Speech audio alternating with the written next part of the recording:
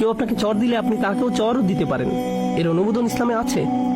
প্রতিশোধ ইসলামে অনুমোদিত, কিন্তু ন্যায় বিচারের স্বার্থে ব্যক্তি পর্যায়ে না হয়ে বিচার ব্যবস্থার মধ্য দিয়ে যেতে হবে, এটা ইসলাম অনুমোদিত।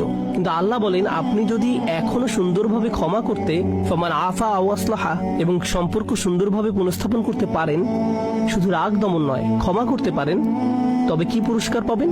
আমি কেন প্রতিশোধ নিব যখন আমার ক্ষমা করা উচিত? কেন আমি একটির পরিবর্তে অন্যটি নেব? তিনি বলেন, ফাআজরুহু আলাল্লাহ। স্মরণ করে দেখুন, আগে তিনি বলছেন তার কাছে যা আছে তা উত্তম ও চিরস্থায়ী। এবার তিনি বলছেন, আপনি যদি কাউকে ক্ষমা করতে চান, আপনার রাগ দমন করেন, এর পুরস্কার এত ব্যাপক যে এটা বর্ণনা করা সম্ভব না। শুধু এটাই বলা যায় যে তা আল্লাহর কাছে আছে।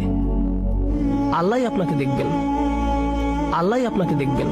এর বর্ণনা এতই বিস্তৃত যে শুধু এটুকুই বলা যায়, আল্লাহর হেফাজতে আছে আপনার পুরস্কার। সুবহানাল্লাহ। আল্লাহ আমাদের সবাইকে রাগ নিয়ন্ত্রণ সহজ করে দিন, শান্ত থাকার তৌফিক দান করুন এবং বিশেষভাবে ক্ষমা করার যোগ্যতা দিন, নির্দিষ্টভাবে যখন পরিবারের সদস্যদের ভিতরে এটা ঘটে, কারণ আমরা পরিবারের ব্যাপারে খুবই অসহিষ্ণু।